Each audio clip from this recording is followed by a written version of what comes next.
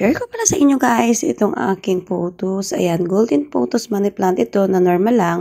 Na nangyari guys is lumaki yung mga dahon niya pero nagiging walang dahon yung pinakapuno or unang-una ng pole niya. Kaya ang nangyari is, ayan guys, nasa taas na siya lahat. Ayan, so ang gagawin natin is tatanggalin natin yan guys.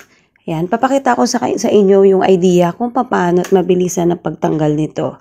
Ayan, gupitin lang natin siya kasi nga kung tanggalin natin lahat guys, manlalambot yan. Di lang sa manlalambot ang mangyari is baka mamatay pa siya.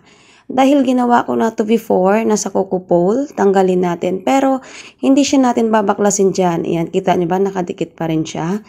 Ayan, lagay natin yan sa soil kasi ginawa ko na yan guys na maraming pieces. Ngayon, nung ginawa ko na yan, is successful naman lahat at hindi naman namatay yung aking plants. So ngayon guys, tanggalin naman natin to dito, ayan. Kasi nga, pangit siya tingnan kapag nandyan. So kailangan, lagay natin sa baba para kapag siya ay magkaroon na ng suwi or babies, ayan. Ang mangyayari is magsisimula siyang lumago sa dulo, pataas. So, tinanggal ko rin pala guys yung coco pole dahil dyan natin nalagay yung plants na pinutol natin na nakadikit dyan. Ayan, update ko kayo guys after 1 week kung ano ba yung nangyari sa kanya, kung nabuhay ba siya or naging successful ba yung ating experiment. Dahil palagi ko ang ginagawa kaya sure na sure ako mabubuhay ito. Ayan, ikot lang natin to guys para in case man na magkaroon siya ng dahon ay mas makapal siyang tingnan.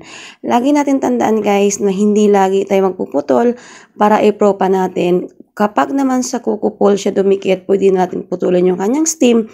Nang sa ganun ay ilagay na natin diretso sa lupa. Ayan. Pwede din dito guys, ang gagawin natin is, wag lang siya nating paarawan. Shaded area lang siya hanggang sa maging stable siya para hindi siya agad magkaroon ng, hindi ka agad lalambot yung kanyang dahon. So ito na nga guys, tatali siya natin para to sure na hindi siya matatanggal dyan in case man magkaroon siya ng bagong roots. Makakapit agad doon sa kanyang coco pole at hindi tayo mahirapan na magtiling siya pababa at i-adjust naman natin. So, ganyan lang guys yung paraan na ginagawa ko sa mga plants ko.